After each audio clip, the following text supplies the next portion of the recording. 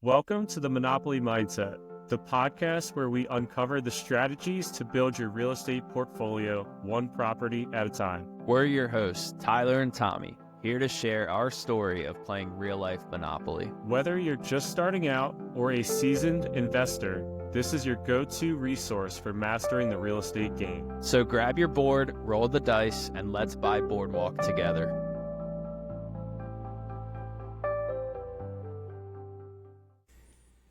Welcome to the Monopoly Mindset podcast with Tommy Stelzer and Tyler Brown. Episode 5. It's going to be a deep dive into Tyler's first house. Yeah, last week we did kind of a deep dive on Tommy's first rental property, or his first property that he purchased. So we're just kind of going in order of each of us, the properties that we bought, and just kind of going into a deep dive because each one's kind of unique. So there's a bunch of different financing methods and mindsets going into each property. So today we're going to discuss my first house, which is the house that I'm sitting in right now. Yeah, and I'm excited. I think your real estate journey, the story of how you got started, is pretty intriguing, and hopefully, somebody can figure out a way to purchase a property based off listening to your story. Yeah, I think it's a very unique situation that could benefit a lot of people if they know about it. So yeah, so let's get into it. What inspired you to buy your first house? I think you're just asking me this to take the credit, but as I mentioned before, just briefly why I wanted to get into real estate is just I was a very 401k mindset, and we went over a lot of this in the first episode, but you really introduced me to the real estate realm after you bought your first property, and that was the first time that I knew anybody that owned a rental. And just the concept of hey, I'm living here for free because my roommates are paying my mortgage, that alone kind of got me into it. And then podcast, blah blah blah. And I think just because you did it this way, and I do think it's still the best way to grow, at least when you did it. I think now it's a little bit different, but I do think the best way to get into real estate is to buy a primary residence, live there, and then just rent it out. Move, buy another one, and rent it out. So I knew that I was gonna, buy a primary first. But I definitely got a lot of that inspiration from yourself. So talking about, kind of buying like a duplex or a multi-unit or living in one side or renting out bedrooms and house hacking, was that kind of your mindset going into this property? Or did you kind of just purchase it as a primary residence? I definitely was interested in the house hacking portion. It's just in my county where I want to live, there's just very few that pop up on the market. I would have had to go into Baltimore City, or Baltimore County, and I'm not really a city person. So literally I think there might be 2 or 3 multifamily homes that pop up in my county per year. And 2 years ago, I was fortunate enough to buy one of those. But, when I was looking at the time to buy a primary, it just wasn't, there's just not a ton in my area, which is tough to swallow because everybody talks about oh, it's just go buy a duplex, fourplex, whatever. But it's definitely possible. And especially if you're living in a city, they're all over the place. There's probably 100 on Zillow right now in Baltimore. But in my county, which is 30 minutes outside of Baltimore, they just were very hard to find. And I think right now there's a few that are there's one for $1 million, one for 500 grand that needs a $200,000 renovation. So it was definitely, on the radar, but I just couldn't find one, unfortunately. And that happens. I mean, a lot of people that we talk to say the same type of thing, right? I can't find a duplex or I can't afford a duplex because they do tend to be a little bit more expensive when you look at a multifamily property. Yeah, but I mean, that being said, I do think that is still the number one best way to get into real estate and grow fast. So did you have a financial plan kind of planned out when you went to purchase this house, or did you just jump into it? No, I think I was like most people that buy their first primary. Like I definitely was looking at it as an investment, but like I didn't really like run the numbers per se for a rental when I moved out. It was more just like save up the down payment, have nothing left over after that, like most people when they buy their first house, and then eventually I'll, move out and rent it out, and hopefully the numbers make sense. So tell us a little bit more about that. Like how much money did you have to save and how much was the property worth at the time that you bought it? Like did you put 3% down, 5, 10%, or what was that process like? Um, so I kind of want to go back to like finding a realtor and stuff like that because I think Yeah. that's step number one. And we'll get to the financing in the future, but after listening to podcasts, it's like everybody talks about you just need to find a good team to be successful. Like you want to work with rock stars, and then typically rock stars work with other rock stars, is what they say. Yeah. So I was working at my first company out of college, and I was kind of just in the mindset of like talk to everybody about real estate. And one of the engineers that I worked with, he mentioned that he had like 4 or 5 rentals in my county. So I was definitely looking for like a mentor type relationship. Um, so he was like, "Hey, I'm going to look at a house like next weekend. Do you want to come?" So I went with him. I looked at it, and I met his realtor, who became my realtor. Um, and I like to find people in my network through like referrals. It's like you can do like Google and stuff like that, but I feel like if there's somebody that you like and or trust, and they trust somebody else, that's like a really good way to find somebody. So I got this realtor like 5 years ago now. I bought 2 properties from him, and I mean, so far I think he's awesome. I've talked about him before. So I got my realtor, and then probably like I guess it would have been 2 years after graduating college, I like hit him up and said like, "Hey, I'm starting to look." So Awesome. I completely agree with what you're saying from a networking perspective. When I bought my property, I joined a group more for business. It's called BNI. It's like a business networking group.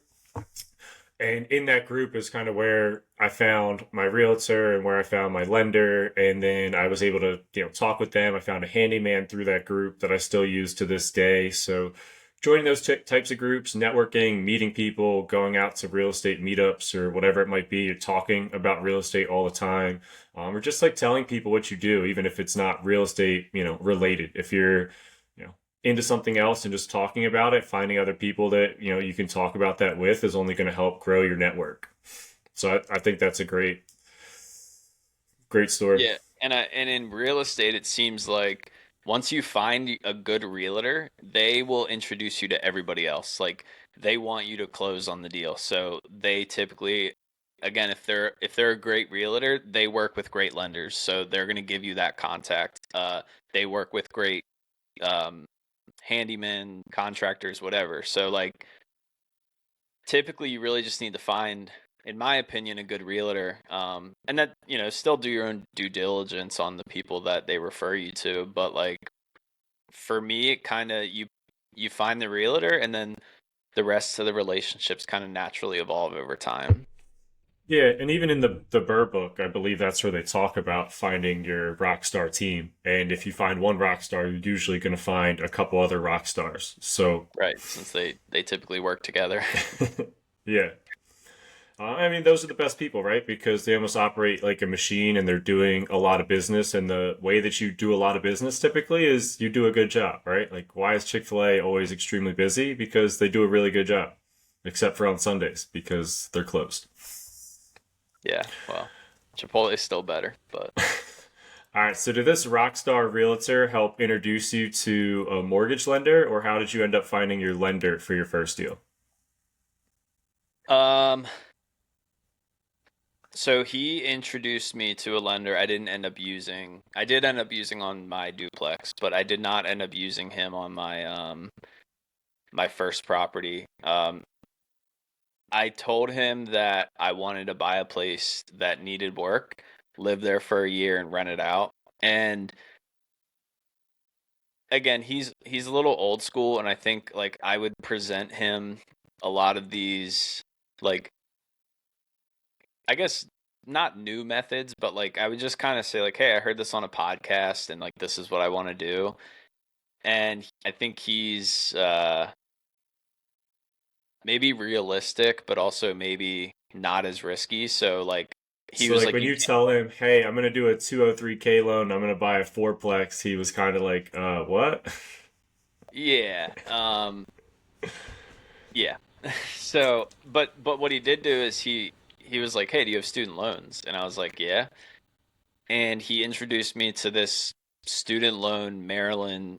It's a state sponsored program, and again, I mentioned it in a previous episode briefly, but basically how it worked at the time was you buy a property and a certain percentage of that property would go pay off your student loan balance. And the program's evolved over time, but when I did it, it had to pay off your entire student loan balance up to it. I think at the time it was up to 40,000. So let's just say you buy like a $300,000 property. I think it was like 20% would go towards student loans, or 10%. So let's say 10% of 300,000 is 30 grand. If you Yeah. have like thirty grand or less, the purchase of that house, the state would pay off your entire balance. And it makes sense because like a state wants income, right? Because you pay taxes on income. So what are they? They're trying to entice like young college graduates to move to their state, and that $30,000 that they're paying you essentially over time, probably pretty quickly, they're gonna get that $30,000 back through income tax if they have a lot of like young professionals moving to their state. So it's like an incentive just to get, you know, college graduates Plus or property whoever. tax and all other tax associated with the state that you're purchasing, it's all going to the state. So they're going to make it back pretty quickly and, increase their population.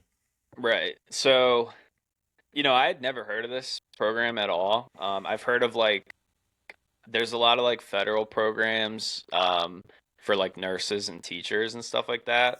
So I know that those can be pretty beneficial, and I recommend like even if you're like an electrician, like look into things like this in your state or federally. Like maybe there's like, if you're an electrician, we'll pay off your student loans. You just never know, really. Or there's private companies, like a lot of the nursing ones, they're like these private, like nonprofit organizations that just want to help nurses buy houses. Yeah, I So never remember when you called me and told me that this was an option where you could buy a house and they're going to pay off your student loans. I'm like, shoot, I'm going to sell my house and move to Maryland and get some help paying off my student loans. It's a really cool concept that they have going there. yeah, so the only caveat that, you know, I kind of regret it a little bit. We can get into it, but the only caveat is that in order to pay off your entire balance, you have to live there for 5 years. So how it works is when you close, the state does pay off the student loan company the entire balance. As long as you're living there, you're never making a payment ever. Um, every year, 20% comes off of like the balance that's left over at the state level. So they pay off the loan company. And let's just say like I had like around $30,000 in student loans. So when I closed, my student loans were gone, but like there's still this $30,000 balance that the state is holding. And again, you don't pay them, but if I moved out after 1 month, let's just say, um, I would actually owe the state back $30,000. And I don't know if that's like a lump sum or if you'd set up like a payment plan since I'm still living here. But if I moved out after 1 year, 20% would have like come off of that for good. And then I'd owe them 24,000. If I moved out after 2 years, I would owe them 18,000. And so I've been here for 4 years next month. And at that 4 year mark, basically, if I moved out, I would owe them $6,000. And And then they so you also say, offer, go ahead. They also offered a $5,000 non-payment assistance that you do have to pay back, but it's zero interest. So it's like if someone's going to lend you 5 grand forever at 0%, you might as well take it.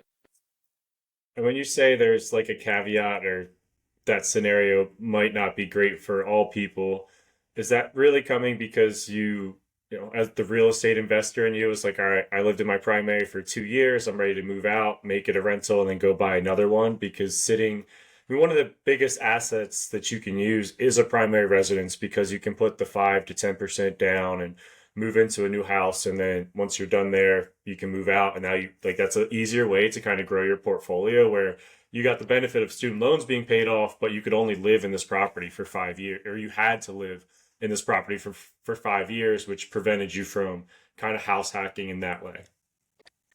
Yeah, exactly. From an investor standpoint, the easiest way to grow is to live in a property because you can put 5% down.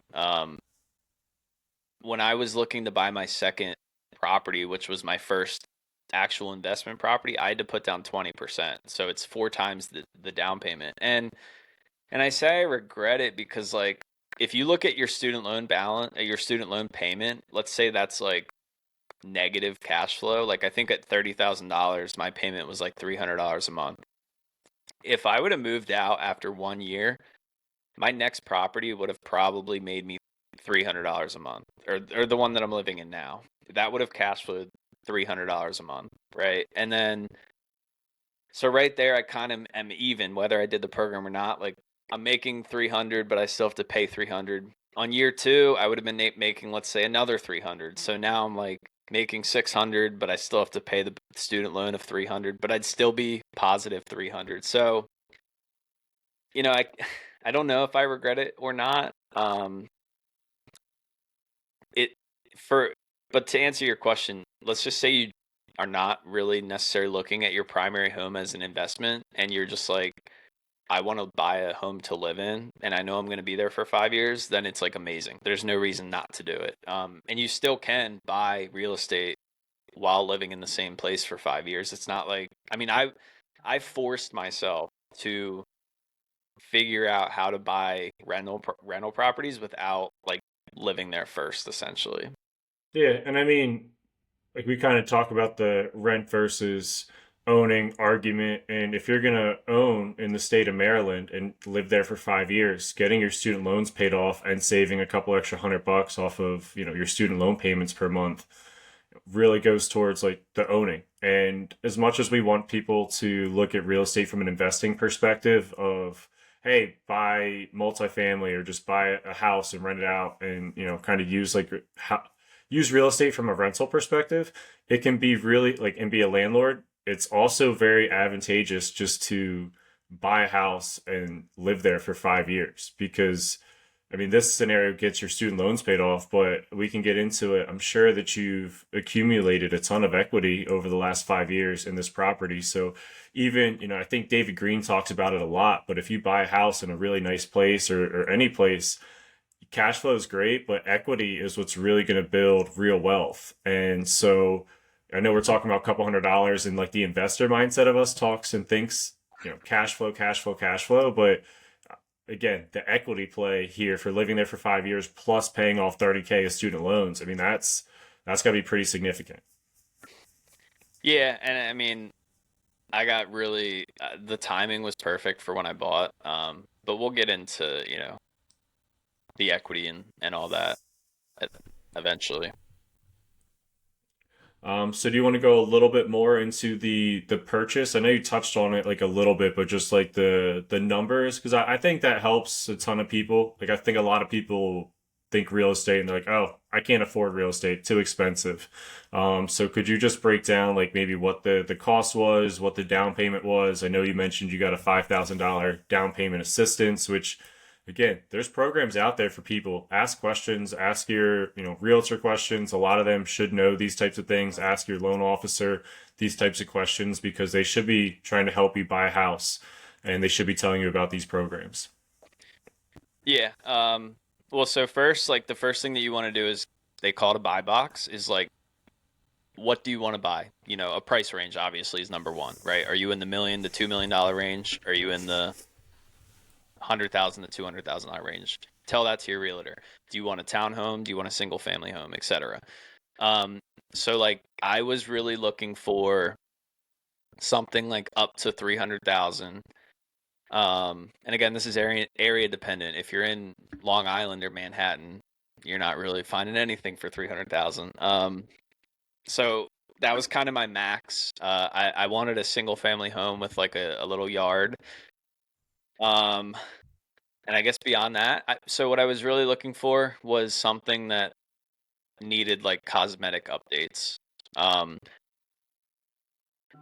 Preferably an unfinished basement because I felt like I could live in the upstairs finished. I didn't really have to live in like a construction zone. But I could finish the basement over time and add equity that way. And so this house was kind of that perfect combination of what I was looking for. I think this was like my fourth offer. Which to be honest, like when you're starting to put in offers for buying your first house ever, there's this huge like barrier you have to get over to put in your first offer, and you're like, do I love this house? Is it absolutely perfect? And then you put that offer in and they accept another offer. And you're like, what the heck? Like this was my 10th house that I looked at. I finally like loved this when I put in my offer and I Yeah. didn't even get it. And I think over, after like 3 or 4, you start to like not lower your standards, but you realize that you can wait for years for the perfect house for you and then not even get the offer accepted. So like I think after like again, this is my fourth offer. It was on the market uh well, it came back on the market on one morning. I went and saw it that night and you're just like, all right, there's some things here and there that I don't love about it, but like I'm probably not going to get this one either. So just like make the offer. And then you get that one and you're still super excited. But I guess my point is like it's really difficult to wait for that perfect house because if it's perfect for you, it's probably perfect for 100 other people. So let's see, where was I? Or I saw the house the morning that it came back on the market, and Yeah. it was actually on the market for 9 months, which is like very scary to a certain extent because you're like, what's wrong with this house? Why is it on the market for 9 months? But Yeah. also you hear in the investment world, like that's the type of properties that you're gonna get a good deal on, right? And so the property was actually flipped, the upstairs only. So I don't know how they bought it, but they flipped the entire upstairs essentially. The basement was like somewhat finished, but it was finished from like the 60s. So there's a bathroom down here. There wasn't any drywall. There was like a drop ceiling. Um, and the cool part was that my realtor was actually there was 3 people that backed out, and that's why it was on the market for so long because you get an offer accepted, somebody might not back out for like 30 days and then it goes back on. And so my realtor was actually representing one of the people that had backed out before me. So he had like all the inspection reports from the previous people that got it under contract and backed out. That's awesome. Um, That's like, again, talking about getting a rock star realtor that's going to share that extra information with you and, know a little bit extra about the property. That's awesome. right. So then you can offer no inspection, but still have kind of the safety net that you have these inspection reports that you can read through. So the property was listed for 265. Um, and so what I did was this is a really, really good way to put less money down. Um, you can you can ask the seller to pay a certain percentage towards closing. Um, I think the law actually just changed. I saw like a headline. Up until recently, you could ask the seller for a maximum of 3% back. So if you buy a $100,000 house, you could ask the seller for $3,000 towards closing because typically like the buyer's paying for most of the closing. And I think that percentage just went up to maybe 5 or 6. I'm not entirely sure. Yeah, I But think you're right. Yeah. So what you can do is you can offer 3% more than you were going to, but ask for 3% back towards closing. So the seller, they're getting the same amount of money, um, and you're paying the same amount of money. It's just you get that 3% towards closing today, and then the you're paying 3% more, but that's like over 30 years. So your So it's payment like a goes up. $1 extra per month payment, Yeah, right. but you get to save instead of 12 grand, you're putting 9 grand down, which is a huge saving. Yeah, so it was listed for 265. We offered 275 with around $8,000 back towards closing. So like the seller is getting $8,000 more for the purchase, but they're losing $8,000. So they're essentially getting their list price. And so I got $8,000 from the seller towards closing. The student loan program I mentioned, I got $5,000 assistance through the state. And with the state program, you could actually have done FHA or conventional financing. They like let you choose because it's still like through Fannie Mae, Freddie Mac. Yeah. Um, and there's pros and cons to FHA and conventional. I recommend conventional if you can afford it. FHA is 3.5% down, conventional is 5, so it's a 1.5% difference. But one of the big pros of conventional is you're paying PMI if you don't have 20% equity. And with conventional, um, or for those that don't know, PMI is just mortgage insurance. So if like the mortgage company has insurance if you foreclose, so but it's basically like you're just throwing away like let's say $100 a month in PMI. With conventional, once you get 20% equity, you can get your house reappraised and just automatically take off PMI. So then you're going to save like $100 a month or so. With FHA, that PMI is there forever unless you refinance. So even if you're at 80% equity over, let's say 20 years go by and you're at 80% equity, that PMI is still there unless you refinance. Obviously, once the home's paid off in full, that goes away. But so I put down the conventional 5% down. Um, and I think total with the two like down payment assistance and closing costs, I think I was all in for 13,000. Wow. Like I think a lot of people would not, think that you could get a $265,000 house for $13,000 down. But when you use those options with the $5,000, credit basically through the state of Maryland, but then also thinking outside of the box, right? They want 265. I'm going to offer 275. I'm going to ask for the 3% seller credit so they still get the same amount of money. They're just going to get, a big check. And then out of that check, some of the money goes back to you. That just helps. I want to say it's like a way to beat the system, but it helps with closing costs, right? Because if not, you're probably closer to $25,000 down. And that might take you, 2 years out of college, saving $25,000 by yourself might be pretty steep, probably. And I don't believe you were living at home either. You kind of had an apartment, so you were paying a little bit already towards rent, which between rent and student loans, it's where a lot of people's money goes in general. So let's say it might have taken you another 2 years to then save up that 25K to buy a house. You cut down the time to go buy a house by getting a little bit creative and cutting it down from 25 down to 13. Yeah, and I also like I remember telling you my closing cost and like you're saying without the down payment assistance, it would have been almost 30,000.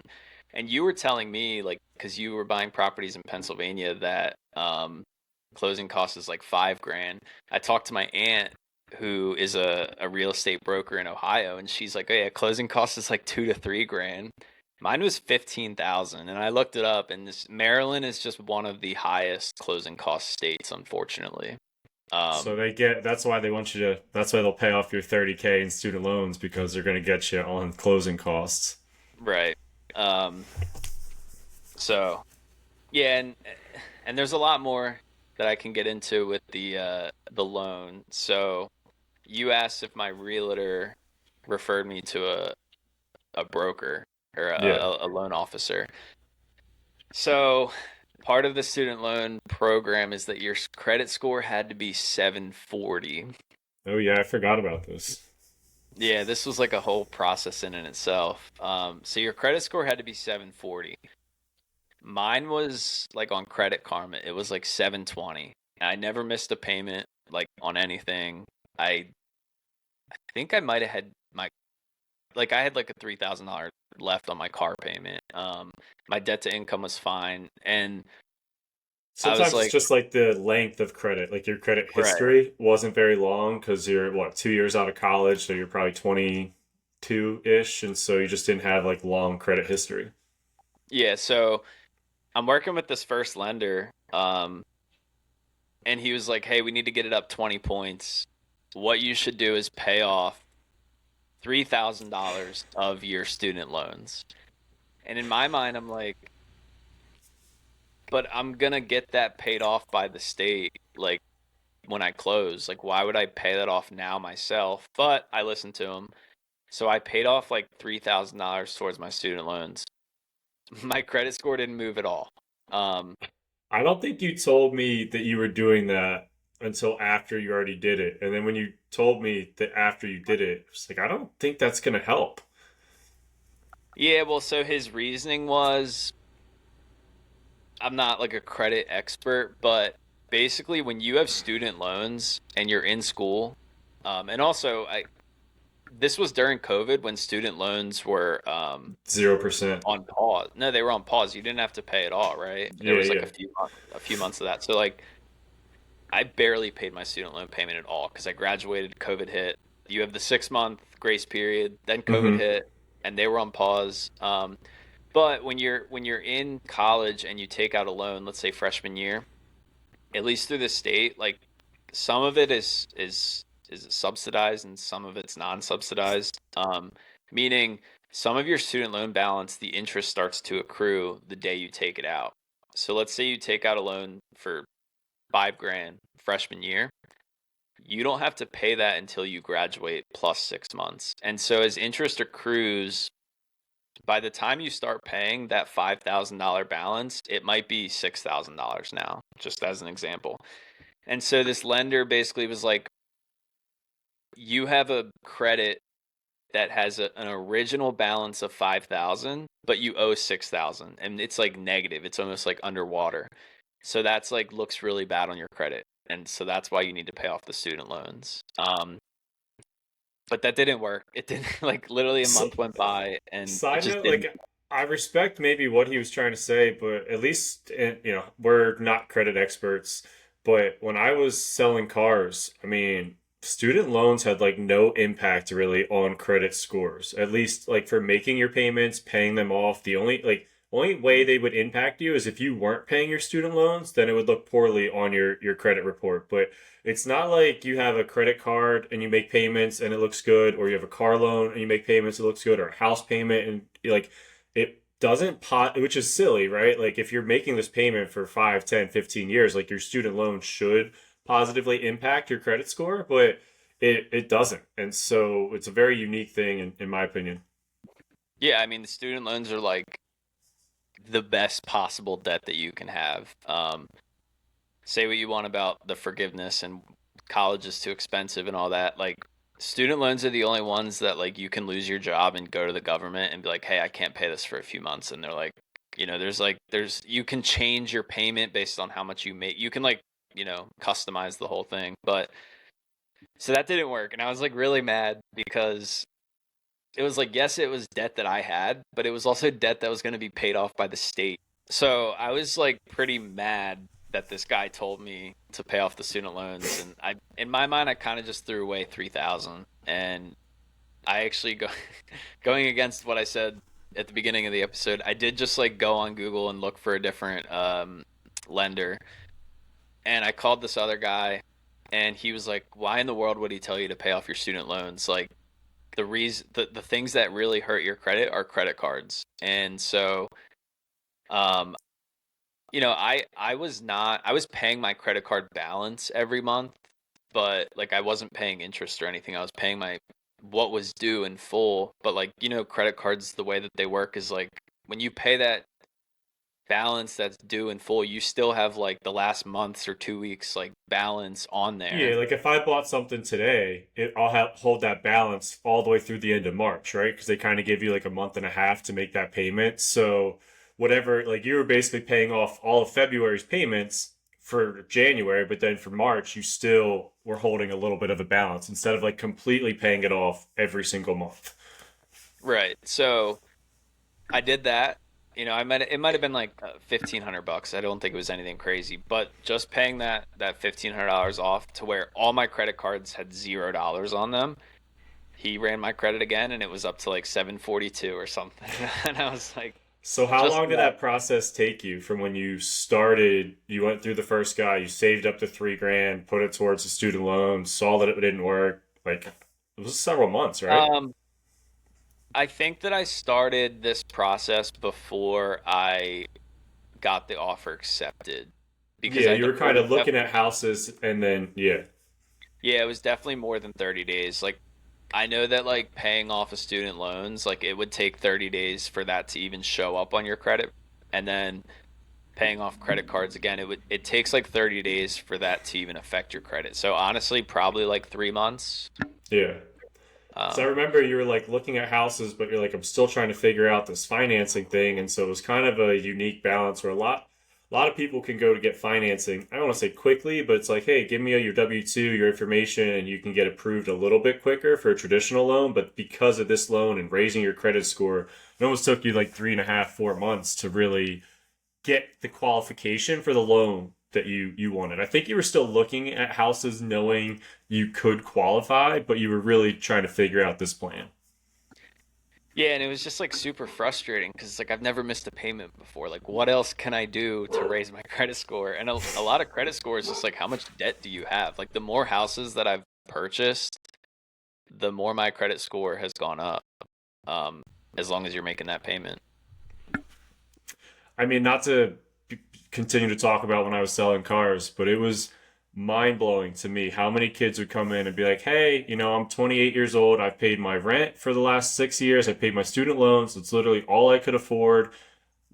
Can I now I'm looking to buy a car and I pull up their credit and they're like a 500 or like a zero credit score because like your student loans and your rent payment did not go towards your credit. And I'm like, I need you to get a cosigner. You're not allowed to buy a car because you literally have no credit. You don't even have a credit card. Like it's crazy because a lot of people can't afford much more than their rent payment and their student loan payment. But you have to, whether it's getting a car, whether it's getting a credit card when you're in college, like having your parents help you out or co-sign like at a younger age.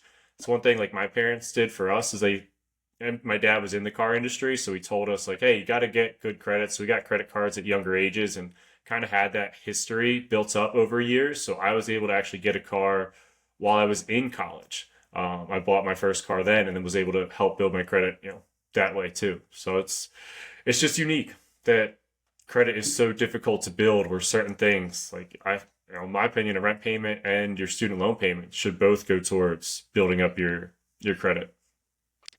Yeah, it's very interesting how it all works. And the funny thing is like I don't think anybody knows the magic calculation of how credit is calculated. Like it can be tough, but as long as you make all your payments, you're gonna at least be high enough to buy a house, right? Like if you don't miss a payment, you're gonna be in the 650 plus range. You should be over 700 at that point. And to buy a house, I think you need like 620. So All right, so you finally got approved for this loan, and I think you put all the numbers together to tell us how you purchased the property and the money that you put down. Is there anything else that you want to talk about from the financing perspective? no, I just found this second lender and he was honestly awesome. Yeah, so it all worked out. We closed and yeah. So then, after you closed, I know you mentioned the basement wasn't finished. So did you kind of close and then any money you had left over kind of went towards doing basement repairs, or did you get a contractor to do that? Or tell us a little bit about like the basement Yeah, renovations? I was like so eager to like start like real estate investing that like on day 3 or 4, I ripped out the basement bathroom, which is that door right there. Um, like I mentioned, it was, I guess you could say, finished. But it was like an old blue toilet from like the 60s when the house was built. So like an old fiberglass shower. So I did the bathroom myself. I did a tile shower, which is a beast if that's not your job. I don't know if I recommend it. It looks really good. It's like white subway tile. I did all tile flooring, new vanity paint, blah blah blah. And then this room is like the main area that I'm in right now. It was like wood paneling all around, and tile. Almost the whole basement was tile. So I got like, I forget what it's called, but it's like a hammer drill from, I rented a hammer drill and like dug up half the tile, which is like, that hurts your back. It kills your back. Uh, and then I bet. I built like a built-in entertainment system with a fireplace, and carpeted the tile that I dug up is now carpet over like the TV area. So, I was just really eager to like try and build equity. Um, so I did a little bit of renovations, and I mean, it looks like 10 times newer than it did or better than it did Yeah, when I but bought you're it. also, I just find like your engineer mindset, like you're like, hey, if I watch a YouTube video, I can do it. So I want to redo a ba- I want to redo a bathroom, so I'm just going to watch a YouTube video, watch 2 or 3 YouTube videos, and then I'm gonna do what it tells me to do, and I'm gonna remodel this bathroom. And so I think there's part of that you're like, I can just do all this. And I remember we had conversations, and I'm like, if it was me, like I'm calling a contractor, I'm probably not doing any of that, and like I'm getting quotes and. But you were a little bit different and just went completely hands on. I think Brad, your brother, helped you out a lot. I did a little bit of help with the flooring one time, but for the most part, you did a lot of the work by yourself. Yeah, and like I'm kind of torn between like anybody can learn anything on YouTube. Like I did the ceiling was a drop ceiling, and now it's completely like drywall ceiling with recessed lighting. And you can do all this stuff, and it's gonna look good. But I have also learned that like these types of jobs are skills that take a long time to perfect. Like the hardest thing I think in renovations is mudding, or like doing the seams between 2 pieces of drywall. Like somebody told me that that's an art that takes like 10 years to perfect. And it really is. Like you can see all the mudding lines that I've done myself because it was my first time. Like it's easy to do it, but it's hard to do it really good. Yeah, like a Yeah. professional. So, the do it yourself thing, I think is almost like a debate in real estate of like you could do it yourself, but your time is more valuable looking for other properties. But if you don't have enough money to buy a second property, which I didn't at the time, I might as well spend my time saving money on, on a contractor and just doing it myself. I mean, yeah, a complete at that time basement remodel might have been what, $15,000, $20,000, and you probably did it for 5 to 6. Yeah. Yeah, I know it. Like my bathroom, I think was 3 in materials, and that's like tile shower, Yeah, all new tile flooring, recessed lighting. There's a recessed light in the shower. I mean, a tile shower alone, I spent 6 grand at the duplex to do a tile shower. Granted, there was a window in the shower that goes to the outside, so they like got rid of the window. But yeah, I mean, a tile shower alone could be 5 grand. I did the whole basement or the whole bathroom for 3. I didn't like track all my expenses because if you live in a place for 2 years out of the last 5, you don't have to pay taxes on it anyway. So yeah. But no, it's a good use of time, right? Time is money, and not trying to go broke. So if you can't afford something, makes sense to like you can't afford the renovations. It makes sense to use your time to do some renovations and kind of get that forced equity, which was one of the things you were looking at originally when we go back to why did you purchase this property? What were you looking for? a house that completely flipped upstairs. It's beautiful upstairs, but then downstairs had a lot of, old, it was just a very old basement that wasn't finished or was finished but needed some updates, and it allowed you to gain some additional equity in the property. Yeah, and I think I also got it for a pretty good price. One side note, my next door neighbor, like a month after we moved in, again, I had all the inspection reports and I saw mold, and they did get the mold. They like get rid of it and then paint this like special mold paint over it, and Like you can still kills see or it. something, yeah. Yeah, so I was talking to my neighbor, and he was like, "Yeah, I offered on that house. I got it under contract." And his story didn't like completely add up, but he said from the time that he walked through it the first time, put the offer in, it was like 3 weeks had gone by. Um, and when he walked through it again before closing, there was a ton of mold in one of the unfinished areas. It's like concrete floor and wall. And a very interesting thing about my house is there's a well inside the basement.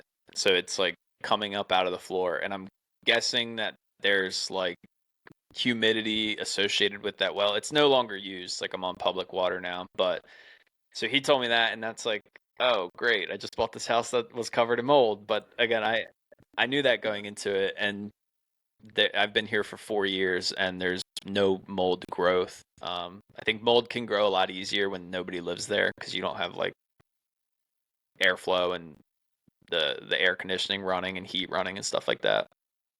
Yeah, I'm sure you have like a dehumidifier or certain other Yeah. things to keep it, like if you have a house completely shut for, 9 months while you're trying to sell it, there's definitely gonna be mold growth, especially if you're, trying to save costs, not running the electricity, you don't have a dehumidifier running, or sometimes they break. And if you're like, oh, I haven't been there in 4 months, it's just listed with the realtor and it's been broken for 4 months, then that can also start the mold growth. Um, so just getting back into the numbers, now that you've finished this basement for roughly 5 to 6 grand, like how much equity have you gained? And you've lived there for roughly 4 years now. How much equity from the day one of you purchased it at 275 as just like a 3 bed, one or two bath versus now? I don't think there's any additional bedrooms, but there's a complete finished living space kind of in the basement from say living space, but like a hangout space. I mean, it's a very nice living room that you basically added downstairs. I know you have a gym. I think you have plans of potentially adding an extra bedroom in the basement one day. But where do you see the equity? Like if you go into Zillow today, what does it show for the property? Yeah, so it's really, after 4 years, it's really hard to tell how much the construction or like renovations of the basement added to the equity because Zillow, like Zestimate, doesn't know that you did renovations. So I also just bought at the perfect time. I bought in 2021, so I got a 3% interest rate, and the market was also like before it took off. So I have a ton of equity, but most of that is attributed to just the COVID 2021 to 2025 like housing market. So I bought it for 275. Zillow says like 370. Um, and then my balance, because I have a 3% rate, I'm paying almost $5,000 a month in principal. So my balance is already down to like 239. I just paid my mortgage yesterday, so I saw it. Um, and I'm a numbers guy. So, after 4 years, I have like 120,000 in equity, we'll say, if it's sold for 360 to 370. And again, I just like that's not normal. That's COVID. If I would have bought in 2022, I probably would have spent 330 on the property, and I'd have equity, but not like anywhere near 100,000. But I wouldn't have any equity if I just kept renting, you know. And so, I mean, I know Ty was talking earlier about the $300 a month, and if you lived there and moved out and then bought another property, $300 a month. And that's definitely one way to go about it from a cash flow perspective. But, to his point, he did buy at a really good time, and kind of stinks that it's almost like frowned upon. It's like, oh, I didn't do that much. I just bought at the right time. Well, he still, you heard his process of how he took 4 to 5 months to figure out how he was going to buy a loan. And on top of the 120K in equity that he's got, he also had 30K paid off with student loan debt. So all that, I mean, it almost was an increase of 150K in net worth just by purchasing this house, doing some sweat equity and some repairs in the basement. And it might have been lower if he bought in 2022, but then again, that's only 3 years from now. So if it was 2022 and we still waited, or 3 years ago, 2.5, if we would have bought in 2022 and let's see what it's like in 2027 or 2028, maybe it's not the full 120, but maybe you're at 60 to 80. So I think the biggest thing is at least you saved up, you did buy the property, you put some sweat equity into it, and you're able to see a ton of growth. And it really, from here, where do you see yourself? Like, do you see yourself doing anything with this equity in the near future? Or like, what's kind of your exit strategy with this property? Yeah, well, just to touch on like you said, let's say I have 120,000 in equity and the $30,000 from the student loans. Like, let's just say I sold today, I'd walk away making like 130,000. I put down 13,000. That's 10x your money in 4 years. Like, find me another financial investment that you can 10x in 4 years. I'll put Well, my if you money there bought all day. Bitcoin in like 2005, Ty, you'd be retired. So, Yeah, but I don't recommend it. But yeah, I mean, again, like, you don't necessarily have to look at your primary residence as an investment, but as an investor, I did, of course. And if I sold today, having lived here, I'd walk away with, let's just say, $130,000 profit, tax free, because I lived here for 2 years. So again, 10x your money, and it's tax free. Like, you literally can't beat it. Um, but yeah, so today, I do still plan on renting it out when I move out. I gotta wait the 5 years, so I have like 1 year left to go. Um, but I also could, because it's only like $6,000 left, I could move out and just pay off that $6,000 balance. So I don't exactly know what I'm gonna do. But one thing that I'm pretty sure that I'm gonna do is, uh, when you have a lot of equity in a property in real estate, typically the more equity you have, your return on equity goes down. Um, so it's a thing that, like, all investors are constantly looking at their whole portfolio, and they're not just looking at how much cash flow that property makes them or appreciation. You're looking at return on equity, assuming that you use mortgages. So if you have a $1 million property that you owe nothing on and it's making you $1,000 a month, that's great. But if you have $1 million property that you have a mortgage on, you and let's say your mortgage is 800,000 and it's still making you 1,000 a month, your return on equity on that property is five times better than the property that's paid off, because you only have $200,000 of equity on the house that you have a mortgage on. Whereas the other property, you have $1 million in equity, and they're both making you the same cash flow per month. These are just rough numbers, so don't quote me. But basically, when your house gets a lot of equity, a lot of people refinance. We happen to be in a situation where they cash out refinance. So if you have this $1 million property paid off, you're gonna cash out refinance and pull out $800,000 and use that to buy more properties. But we're in kind of a unique time where my interest rate's 3%. If I was to go cash out refinance, that interest rate would go up to like 6.5%. So that's just like not an option, right? You're not gonna trade up a 3% rate. Um, so one way around this is to do a HELOC. You can basically, it's similar to a cash out refinance in a way where, like, they'll go up to a certain loan to value number. You can pull cash out of that property. And yes, with a HELOC, I'll have like an 8% rate on the money that I borrow, but I'm not touching the 3% on the 240 that I continue to borrow. And I've never gotten a HELOC on an investment property, but I've heard that once you aren't living there anymore, it's very difficult to get a HELOC. Um, so I'm basically, long story short, I'm going to open up a HELOC before I move out, and And that'll then just give me so access. just using like Ty's numbers, for example, if his property appraises, let's say for the 370, and there's about $120,000 in equity, they usually do 80% loan to value. I think is what I've seen, pretty consistent. I know All Ty's the found local credit unions by me are 90%. Ty's found some 90%, and we'll see when he goes through that process to get updated. I have a feeling that they're not going to do like the 10-year interest only, but Ty thinks that they're going to. So we will see what happens because I've just been promised 90% interest only, and then it hasn't happened, and they kind of changed the terms at the last minute on you. Anyway, talking about a HELOC, let's just use 80%, 120. It's what, like almost $100,000 or 90? I'm not great at math. What's 80% of 120? Where's the 120 coming from? Well, so it's Your not on the, equity. Yeah, it's but I was just doing 80% a on the total guesstimate. value. Yeah. So let's say I have 360, or my house is worth 360, it gets appraised. 80%, I don't know, 300. We'll just say there's 300 left over. But then you subtract your what you owe on it.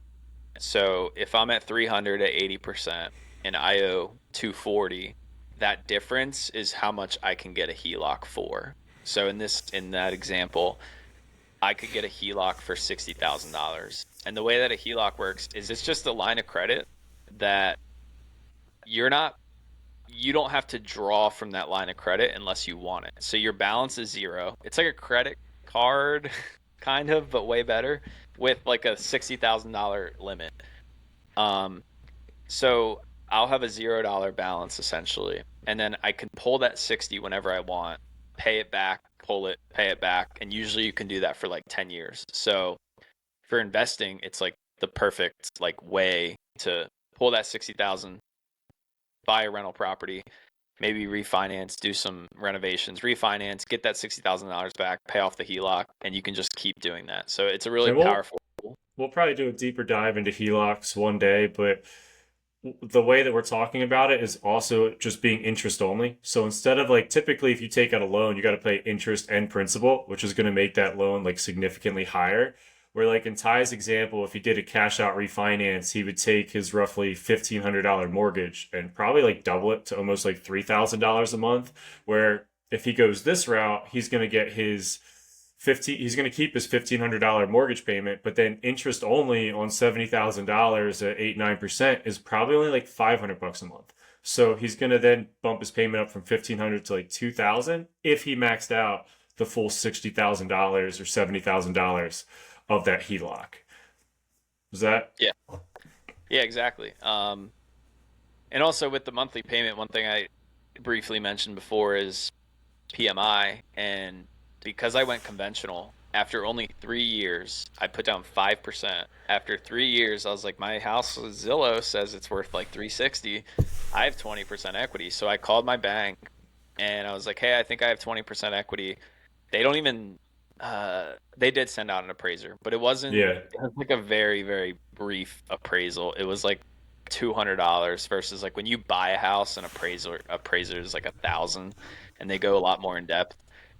Uh, so I got it at reappraised. They came out and they were like, "Yep, you're at 20% equity," and my PMI just went away after only 3 years, which was awesome. So my payment went down. Like my PMI was really cheap. It was only like $55, but still, that's $600 a year back in my pocket.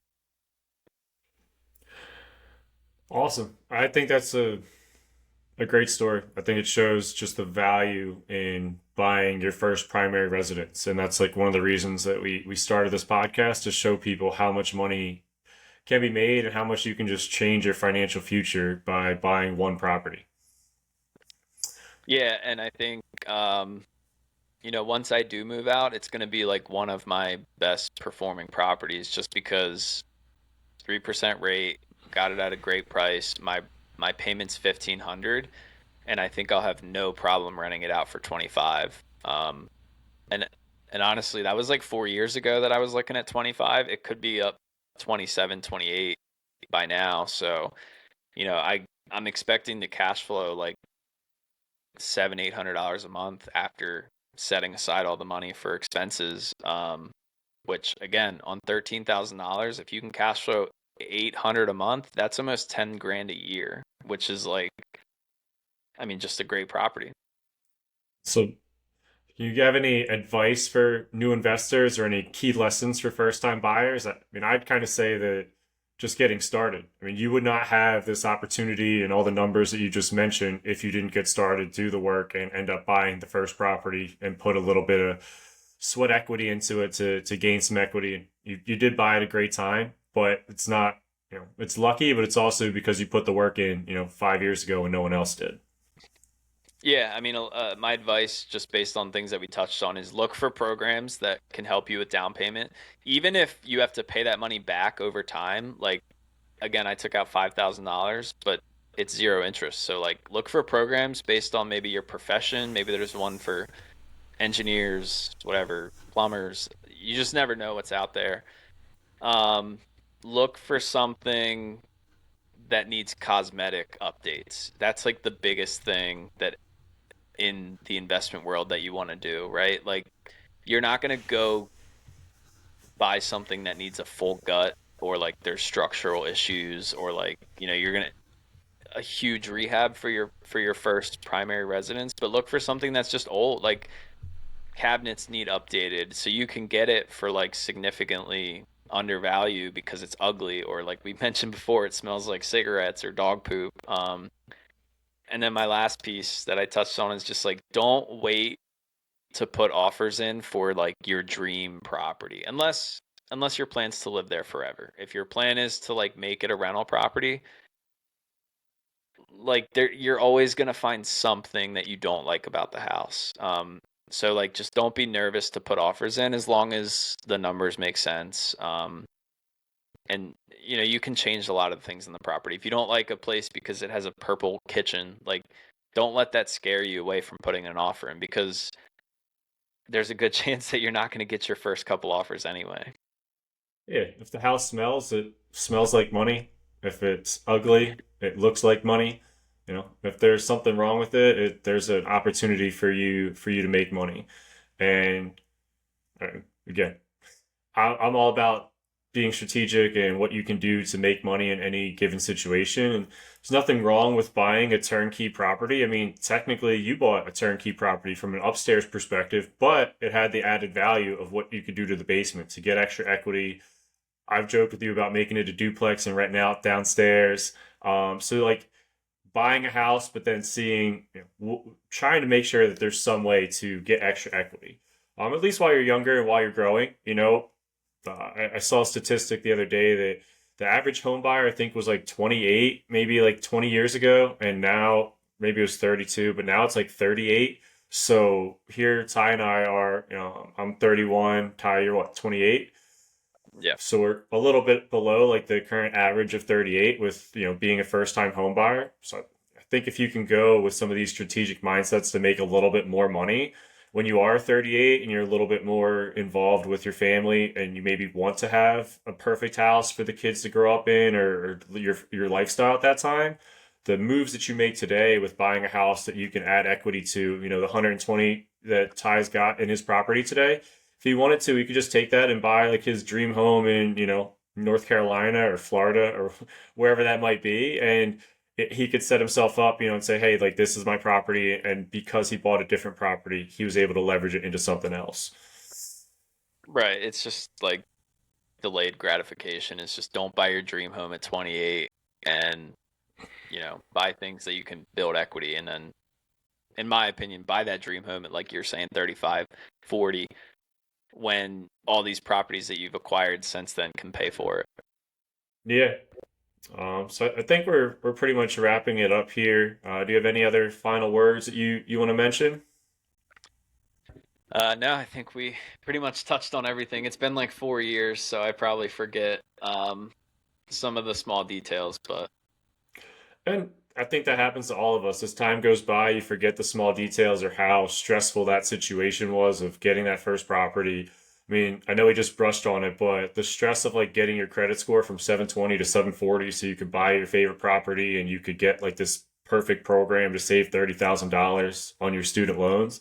I mean, it was a stressful time and it took a ton of work. And now here we are 4 years later, and it's like, oh, it wasn't that bad. I got through it, and you kind of forget about how, Yeah, and stressful. we have new business stress. Like entrepreneurship means stress. I heard someone's like entrepreneurship is just how well you can manage stress. And like there's literally always going to be something stressful. We talked last night about something that we're trying to figure out and like that it weighs on you over time.